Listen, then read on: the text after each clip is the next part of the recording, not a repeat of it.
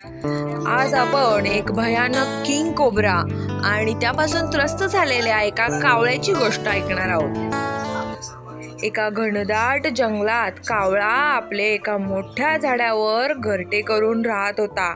त्यात त्याने आपली अंडी ठेवली होती आणि काही अंतरावर एका झाडाखाली एक भयानक अशा किंग कोब्र्याने वारूळ करून तिथे वस्ती केली होती। एके दिवशी कावळा काही कारणास्तव बाहेर गेला, तेव्हा किंग कोब्र्याने आपला डाव साधला। तो सरपटत त्या झाडाच्या वरती फांदीवर चढला आणि कावळ्याची एक एक करून सगळी अंडी त्याने खाऊन टाकली।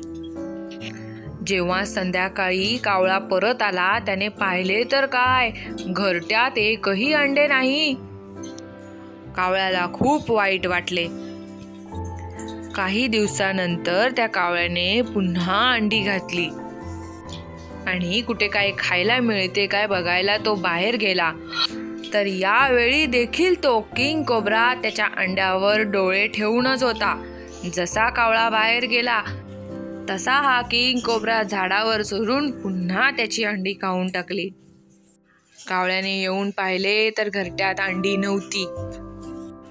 आता काही कालांतराने जेव्हा कावळ्याने पुन्हा अंडी घातली, तेव्हा कावळ्याने ठरवले की लपून बघायचे की नक्की माझ्या अंड्याबरोबर होते तरी काय।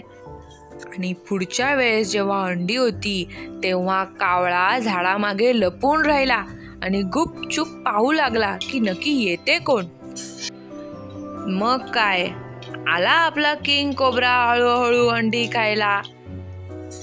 तेवढ्यात कावळा तिथे आला, त्याच्या बरोबर त्याची झटापट झाली, पण कावळा यात अयशस्वी झाला। कावळ्याने विचार केला, आता काय करावे बरे। उडता उडता विचार करत असताना तो एका राणीच्या महालाजवळ आला। राणी राजवाड्याच्या तलावात आपल्या सखींसोबत अंघोळ करत होती आणि राणीने आपले दागिने वस्त्र हे तळ्याच्या काठी ठेवले होते। कावळ्याला लगेच युक्ती सुचली। तो तळ्याकाठी गेला आणि राणीचा हार त्याने आपल्या चोचीत घेतला आणि उडून गेला। राणीच्या मैत्रिणीने ते पाहिले आणि म्हणाले, शिपायांनो धावा, पकडा त्याला। शिपाई लगेच कावळ्याच्या मागे धावू लागले। पळत पळत कावळा कुठे जातोय ते पाहू लागले। कावळ्याने काय केले, तो राणीचा हार बरोबर त्या किंग कोब्र्याच्या बिळात टाकला। शिपायांनी ते पाहिले आणि त्यांनी वारूळ फोडायला सुरुवात केली। त्यात किंग कोब्रा निवांत झोपला होता।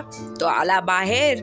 शिपायांनी त्याला पाहता क्षणी काठीने मारायला सुरुवात केली आणि त्यात सापाचा मृत्यू झाला।